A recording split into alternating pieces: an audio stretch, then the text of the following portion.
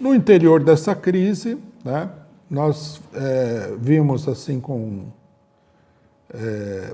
um certo espanto, apesar de que era bem esperado que acontecesse isso, que a Anvisa decidiu não aceitar a vacina russa. Inventaram lá toda uma história técnica, né? Porque no mundo nós temos dois tipos de autoridades, né? Para um determinado tipo de pessoas ignorantes é a religião. Então, Deus falou. Nunca ninguém, evidentemente, conversou com Deus, exceto na Bíblia, né? E mesmo na Bíblia não foram muitos que conversaram com Deus. Mas, segundo eles, Deus teria falado muita coisa que não está na Bíblia. Apesar de que ninguém sabe de onde que veio tudo isso daí. E existe um outro tipo de ignorante que invoca, em lugar de Deus, a ciência, né? Como se a ciência fosse uma espécie de Deus. Estivesse lá, né? A ciência. Está no paraíso dos universitários, a ciência. Sem levar em consideração que a ciência, ela é uma conquista da humanidade, não há dúvida nenhuma, uma grande conquista da humanidade. É um fator fundamental do progresso, mas quando se fala em ciência, se esquece que a ciência não pode falar por si própria, né? O que se denomina como ciência normalmente são determinadas pessoas e instituições burocráticas, né?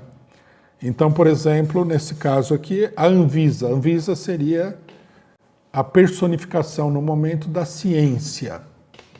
Ninguém sabe por quê, porque a Anvisa seria a personificação da ciência. Até porque a Anvisa é dirigida por um militar bolsonarista, que foi indicado pelo Bolsonaro, e que, na época que ele foi indicado, a própria imprensa falou que ele não tinha um currículo científico, né?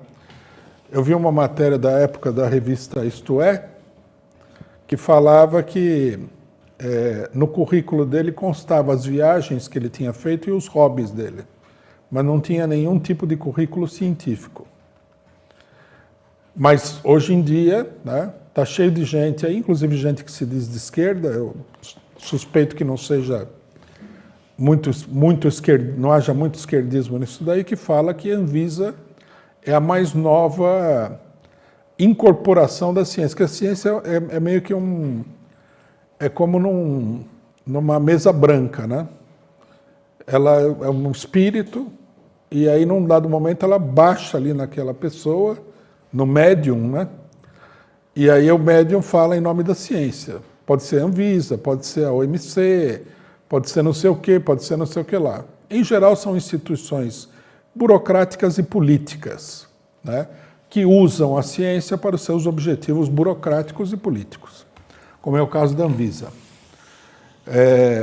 O que é a questão é muito interessante a questão da vacina russa, porque os governadores do Nordeste já haviam encomendado aí milhões de doses da vacina russa. Não ia resolver o problema da vacinação no Brasil, mas poderia salvar aí uma quantidade de pessoas. Por menor que fosse, a gente não poderia desdenhar isso daí, né?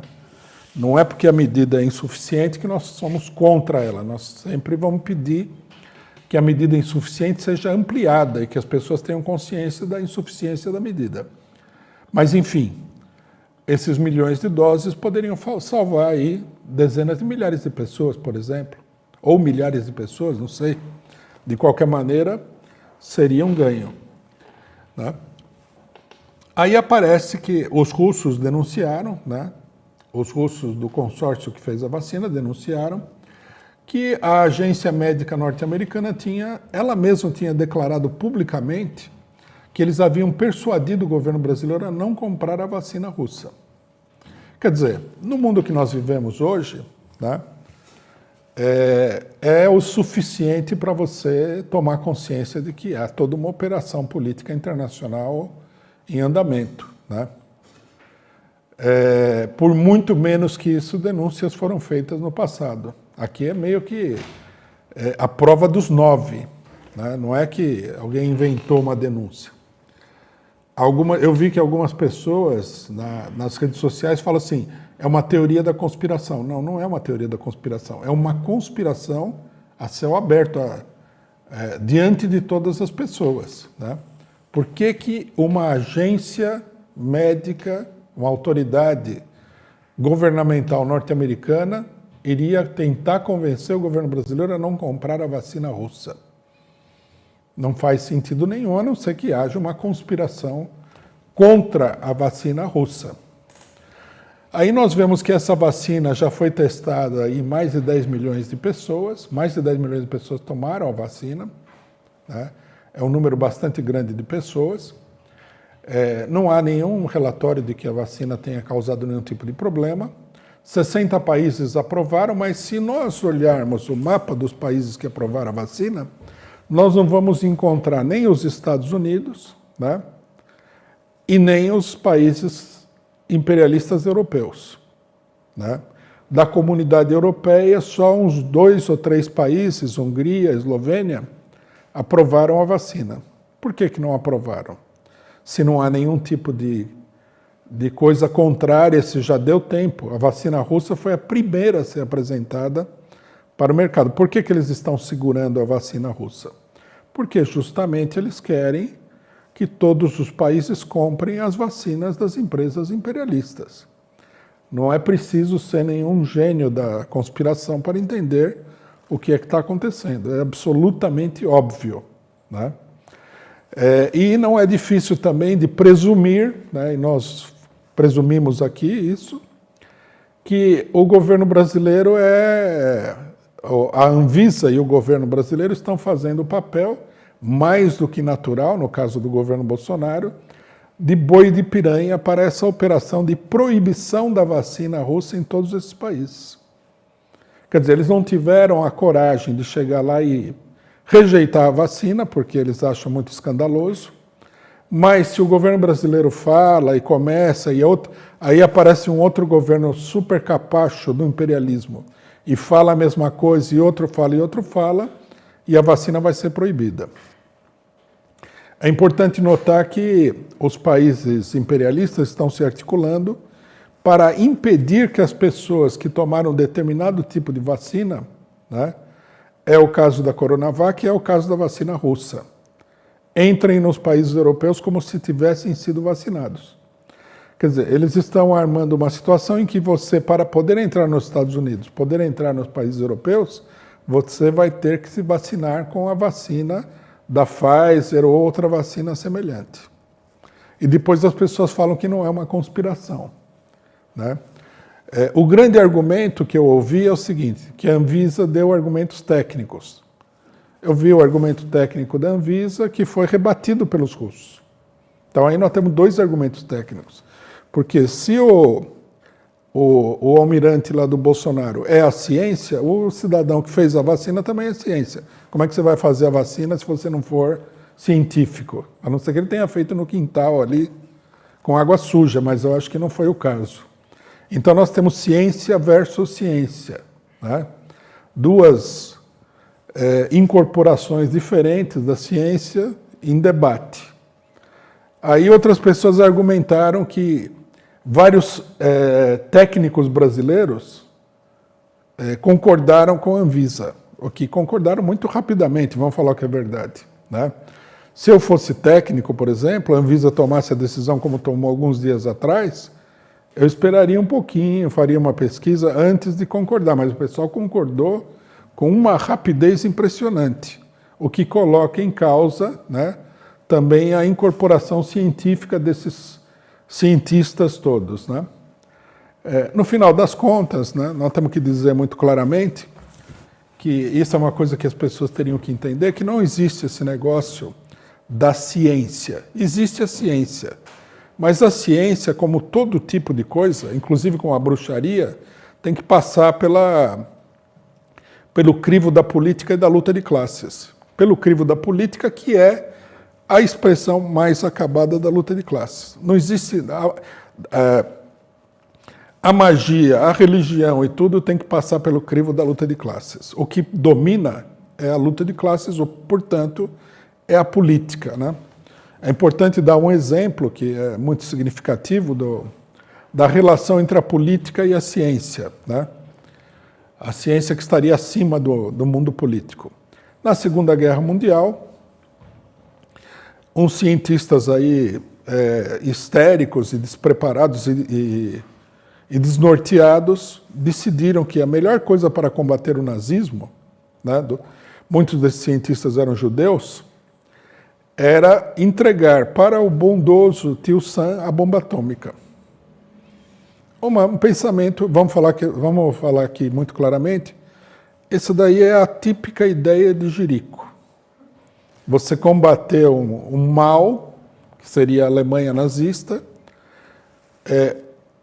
fornecendo ao imperialismo mais agressivo, mais violento, mais poderoso, a arma mais poderosa e mais destrutiva que o mundo já viu até então. Né? Eles fizeram isso porque eles achavam que era necessário para derrotar a Alemanha nazista. Se ao invés de serem cientistas físicos, né, em vez de serem físicos nucleares, eles fossem políticos revolucionários como Leon Trotsky, eles teriam sabido muito antes da guerra começar que a Alemanha dificilmente iria ganhar a guerra. Trotsky escreveu um texto famoso, onde ele falava o seguinte: o futuro dos exércitos de Hitler. E ele mostrava que a Alemanha não tinha capacidade industrial para impor uma derrota a todos os outros países imperialistas. Né? No final, depois de muita destruição, ia acabar derrotada. Mas o físico, né, nuclear não é político, e a política também, num certo sentido, depende da ciência, de um pensamento científico. E eles acabaram, né, fazendo a bomba atômica. Quando eles entregaram a bomba atômica para os norte-americanos, Hitler já tinha sido derrotado. Quer dizer, era o momento de chegar e falar: vamos sair fora disso daqui, não participo mais, não ajudo, não... Acabou, a guerra acabou, deixa a bomba atômica aí, não vamos fazer, vamos dificultar, etc. e tal. Aí os políticos norte-americanos, que não eram físicos nucleares e nem eram gênios, mas eram muito mais espertos do que os físicos nucleares, convenceram eles de que para derrotar o Japão, sim, era preciso a bomba atômica. E aí eles soltaram a bomba atômica no Japão, foi feita, e eles deram aos norte-americanos, ao imperialismo norte-americano, um imperialismo brutal, que colocou em funcionamento, depois da Guerra Mundial, centenas de ditaduras de características fascistas em vários países do mundo, né? e que durante a guerra, né, promoveu uma quantidade enorme de crimes de guerra, comparáveis ao do próprio Adolf Hitler, entregaram a arma mais destrutiva, mais poderosa que jamais existiu. Então, quer dizer, quando alguém for falar da supremacia da ciência, tem que lembrar que o que manda no mundo não é a ciência, é a política, é a luta de classes. Né? A política se coloca acima da ciência, se coloca acima da religião, se coloca acima da bruxaria, da magia, de tudo. Né? A política é a grande ciência do mundo moderno. Né? Ela subordina tudo, tudo está subordinado à luta política, que é uma luta entre classes sociais distintas, muitas classes sociais, não é só a classe operária e a burguesia. Então, quando nós vemos aí o veredito científico da vacina Sputnik, nós vemos aí, acima de tudo, uma operação de tipo política. Uma operação política que vai custar aos brasileiros muitos milhares de mortos. Né?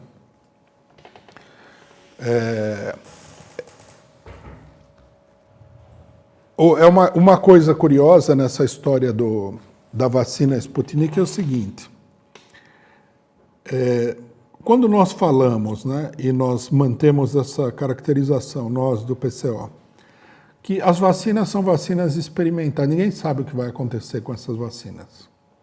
Né? Pode vir qualquer grande cientista aí, qualquer grande sacerdote da ciência, falar qualquer coisa que isso aí não desmente o fato de que é assim. Né?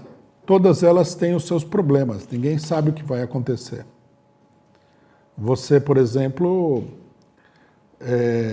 pode vacinar a população com uma determinada vacina e não conseguir a imunização que está sendo esperada. Ninguém sabe exatamente o que vai acontecer.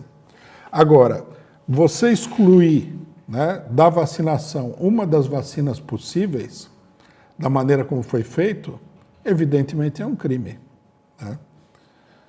Num momento, queriam impedir que as pessoas escolhessem a vacina, escolhessem se iriam ser vacinados ou não.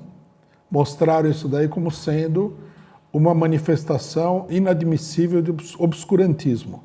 Agora querem impor que você tome uma determinada vacina. Qual que é a diferença entre as duas coisas? Nenhuma, né? Tudo isso daí, no fundo, é manipulação política da população.